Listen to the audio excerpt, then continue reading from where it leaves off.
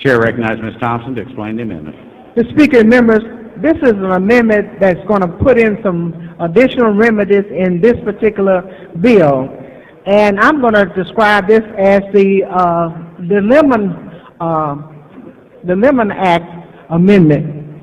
You know, we have a lemon law for cars, and one of the things that we do, we know that cars do not outlast a home, and the greatest investment that we purchase is we purchase a home, and we purchase that home to live in for a significant long period of time, far much longer than we do for the car in which we buy. What this amendment is going to do, it will create a Home Buyers Protection Act, and it's going to hold the home builder accountable for faulty work that they do on a home. Under this amendment, the contractor shall make the repairs necessary to conform the home to the contractor's warranties. That means if a person promised you that they're going to build a certain type of house and you're actually paying them to build that certain type of house, and they tell you that this house is on a warranty if something goes wrong and the workmanship in which I have placed in this home, you have a right to contact me for repairs, just like you have warranties on your car. And the homeowner has to report this in a timely manner. That means they can't wait past the time in which they must contact the home builder.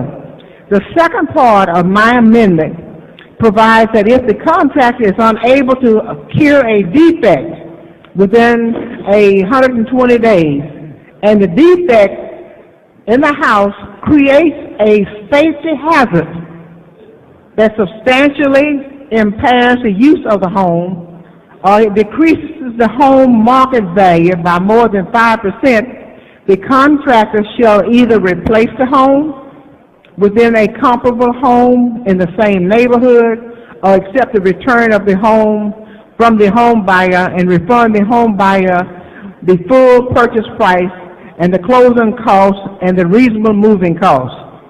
If you can have, as I said earlier, a lemon law for cars that are not built to last longer than homes, why not a house? Why can't we offer home buyers the same sort of security on the most important purchase a family ever makes? I can't see anyone who would be opposed to this amendment unless they know that they are building homes that are not quite what they promised. Will the gentlelady yield? Lady yield. I'd be happy to. My problem, if it is, if home builders are having to more or less deal with the lemon law every time they build a home, they're going to have to raise the price of a home to make sure that if they get caught with one of these, that their business is not going to fail. So I think you're going to raise the cost of housing. Mr. Swenson, first of all, when a home is built, a person expects to pay for what they're getting, and they expect that that builder have performed the work and the services that they have asked for the amount of money they're paying for, and they're already charging them a whole lot to build a home. Well, if I was a builder, I would have to charge a whole lot more because, you'd be subject to having to replace that home. And what builder would not want someone who found a defect in their home that impacts the safety, the health, and the security of the homeowner and their family, and not want to take care of that defect? If the agency was so good at doing the things that they're doing, why is Mr. Ritter accepting amendments to improve the agency's ability to resolve the problems that be brought to them if it's so good? Why are we wasting why are we wasting our time? Well, Ms. Thompson, that's the reason we're here, is to correct a lot of things in the past. Oh, we got to correct something. Yes, and ma'am. when we correct something, that means something is wrong, right? That's correct. And that's what I'm doing too. There's some things that are wrong, and that's the reason why I'm bringing this lemon law amendment, because I'm trying to correct some things for the homeowner.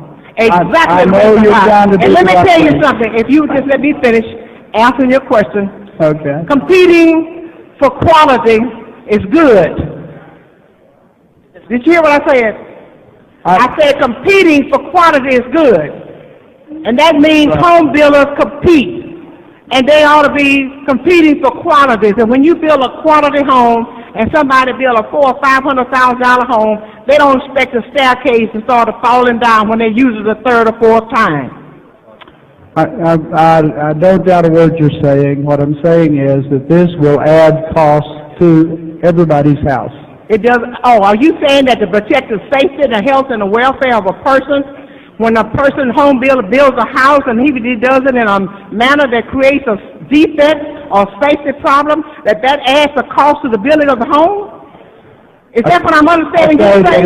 It will cause costs to be added to all homes to protect themselves in case they have one of these things. But this will raise the cost of houses for everyone. Mr. Swinford, I disagree with you. And let me tell you why I disagree with you. Because I think that when a person builds a house and if he does it in an unworkmanlike manner and creates a safety hazard and the person can't live in what they have purchased, they have a right to either get their money back, just like when you go and buy a suit or you buy a car and that car doesn't work, you take it back to the dealer and say, this car is not working, and you want your money back after a certain time. The homeowner ought to have the same rights. And that's what I am attempting to create here. And I'm not trying to protect unscrupulous home builders. Mr. Speaker and members, I move passage of this excellent piece of legislation because home builders should continue to compete for quality. Mr. Ritter, in opposition. Thank you, Mr. Speaker. Members, I'm going to have to stand in opposition to this. This is a lemon law bill that we've seen in this chamber ever since I've been here, and it takes us a direction totally 180 degrees from where we're going. And I just ask you to stay with us and support a motion to table. Chair recognizes Ms. Thompson to close. Members, if you want to protect unscrupulous home builders, you need to vote with Mr. Ritter.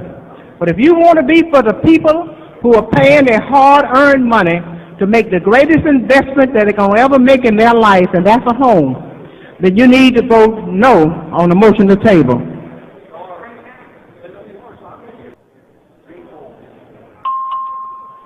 Have all voted? There being 83 ayes, 60 nays, the motion to table prevails.